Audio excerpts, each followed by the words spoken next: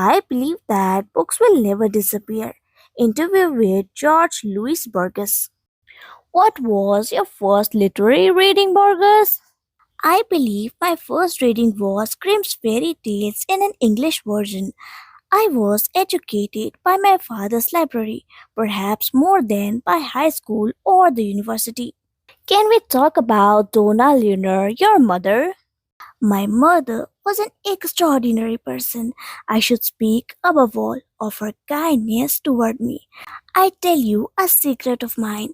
I feel somewhat guilty for not having been a happy man in order to have given her a deserved happiness.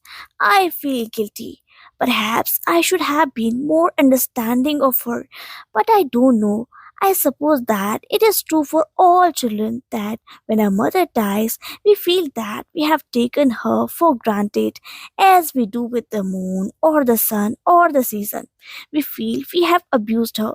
Before her death, it doesn't dawn on us. My mother was an intelligent and a gracious woman who I believe had no enemies. Please forgive me, Burgess, for asking you this. What is blindness to you? Well, now it is a way of life that is not entirely unhappy. A writer, and I believe generally all person, must think that whatever happens to him or her is a resource. All things have been given to us for a purpose, and an artist must feel this more intensely. All that happens to us, including humiliation, our misfortunes, our embarrassments, or is given to us raw materials as clay so that we may shape our art. Homer wrote in the Odyssey, the gods wrought and spun the skying of ruin for men, that there might be song for those yet to be born. Well, it is the same idea. In one of my poems, I say that humiliation, misfortune, discords were given to us so that we may transmute them, so that we may make from the miserable circumstances of our life eternal works or works that aspire to be so. A verse of Goethe comes to mind. All that is near become far. In this verse, Goethe refers not only to the sunset but also to life. All things leave us. In my case, the visible world has moved away from my eyes, surely forever. But fortunately, it had been replaced by other things. My duty is to accept and, as far as possible, to enjoy those things. I still continue pretending that I am not blind. I still buy books. I still go on filling my house with books. There is a theme I would like us to speak about, the theme of books. Well, last night, in fact, I had a very strange dream. I dreamed of the burning of great library, which I believe may have been the library of Alexandria, with its countless volumes attacked by flames. Do you believe this dream may have some meaning? Perhaps, Burgess, could it be that you owe your readers a book on the history of the book?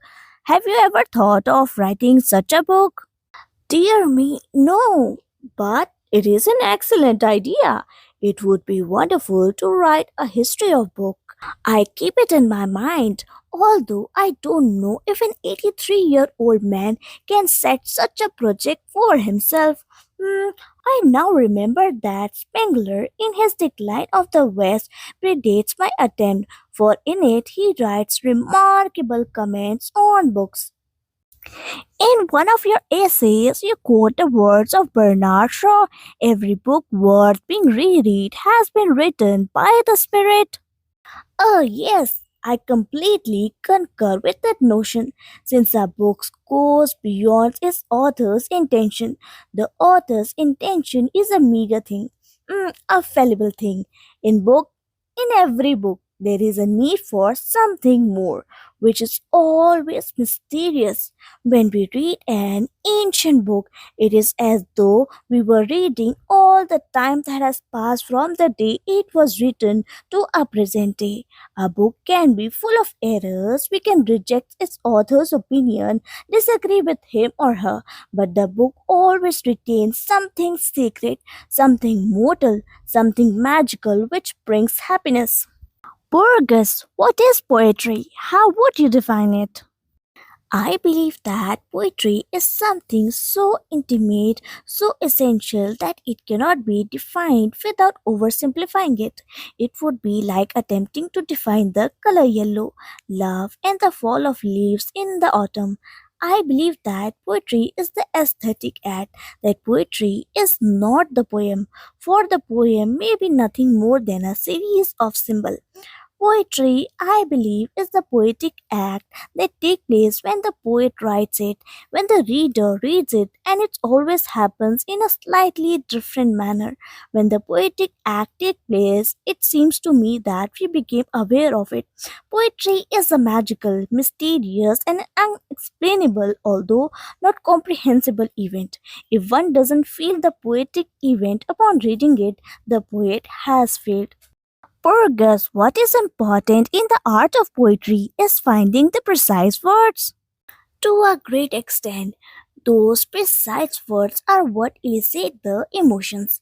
I always remember that wonderful line in a poem by Emily Dickinson, which can exemplify this. This quiet dust was gentlemen and ladies. The idea is banal. The idea of dust, the idea of death, we will all be dust one day, is a cliche, but what surprises is the phrase gentlemen and ladies, which gives the magic and the poetic quality. If she had written men and women, it would have failed as poetry.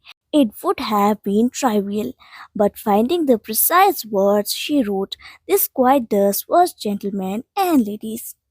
You have said that metaphors exist from our very beginning. Could you expound on that concept, Burgess? Yes, certainly. I believe that metaphors, if they are truly metaphors, exist from the beginning of time, but we express them differently. I have occasionally thought of reducing all metaphors to five or six, which seem to me to be the essential metaphors. What are those metaphors? Well, time and river, life and dreams, death and sleep, stars and eyes, flowers and women. These would be, I believe, the essential metaphors that are found in all literatures, and then there are others that are whimsical. I believe that the poet's task is to discover metaphors, even though they may already exist. Because there are people who speak of the disappearance of books and they assert that modern developments in communications will replace them with something more dynamic that will require less time than reading. What do you think of that? I believe that books will never disappear. It is impossible, and that will never happen. Among the many inventions of man, the book, without a doubt, is the most astounding. All the others are extensions of our bodies. The telephone, for example, is the extensions of our voice. The telescope and the microscope are extensions of our sight. The sword and the plow are the extensions of our arm. Only the book is the extension of our imagination and memory. Well, you stated a memorable passage that literature is a dream. It is true. Literature is a dream, a controlled dream. Now I believe that we owe literature almost everything we are and what we have been and what we will be. Our past is nothing but a sequence of dreams. What difference can there be between dreaming and remembering the past? Books are the great memory of all centuries. Their functions therefore is irreplaceable.